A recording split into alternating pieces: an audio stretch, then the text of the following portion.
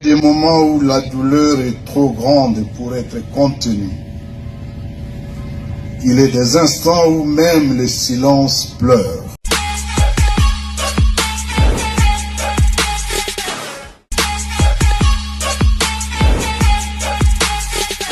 Des moments où la douleur est trop grande pour être contenue. Il est des instants où même le silence pleure. Et aujourd'hui est de cela. Nous sommes réunis ici non par choix, mais par la cruauté de l'histoire.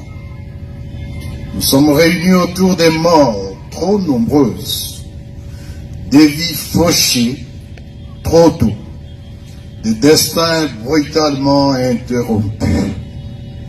Une fois de plus, M. Tshisekedi et son régime tribal a tué.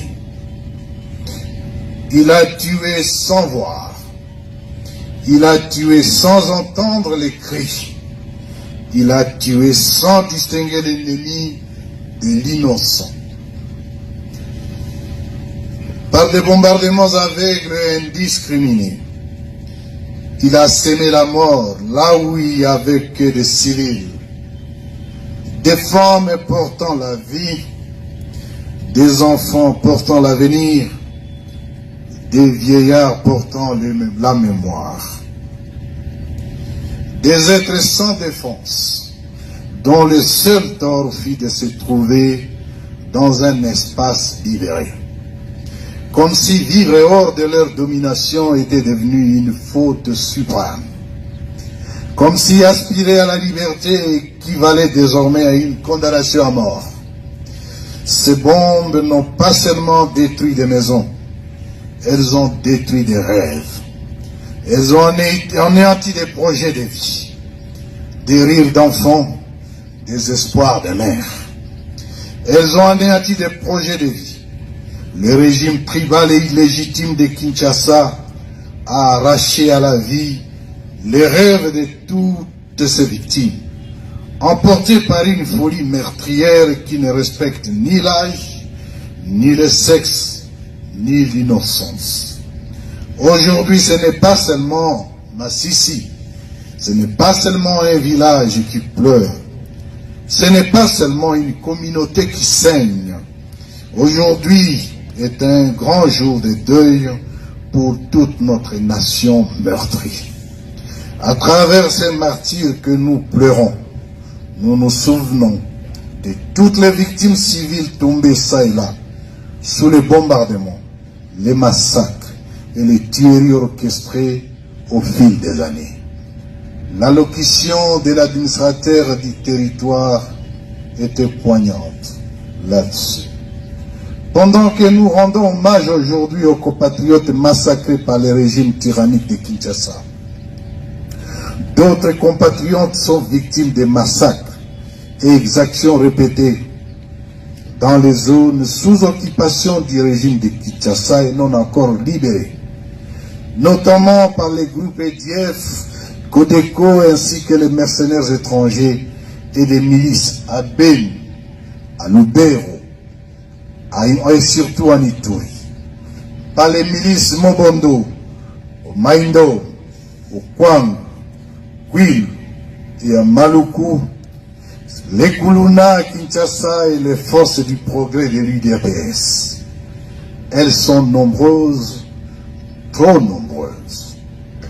Et chacune d'elles mérite que son nom résonne dans notre mémoire collective. Je tiens à rassurer solennellement, au nom de l'Alliance Fleuve Congo, mouvement du 23 mars, les populations des territoires libérés. L'AFC 23 demeure pleinement engagée à assurer leur protection contre toute menace, d'où qu'elle provienne. La sécurité des civils, la préservation de leur dignité et le respect de leurs droits fondamentaux constituent les priorités absolues de notre révolution constitutionnelle. Le message clair de population exprimant leur refus de retour des forces responsables des chaos et de l'insécurité a été entendue. Les territoires libérés doivent demeurer des espaces de paix, d'unité, de sécurité et de vivre ensemble, sans exclusion, sans haine et sans persécution. Ne laissons personne réduire ces morts à des simples statistiques. Derrière chaque victime, il y a une histoire. Un enfant qui rêvait de devenir médecin, un autre avocat ou encore un homme d'affaires. Une mère qui se battait pour nourrir les siens. Un père qui espérait simplement voir des enfants grandir en paix. Ils n'étaient pas des combattants, ils n'étaient pas des menaces, ils étaient la vie même.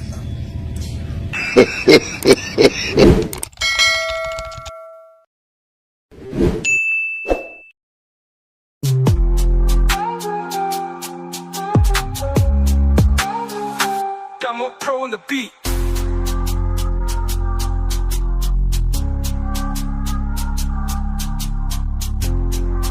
Gamo Pro on the beat. Gamo Pro on the beat.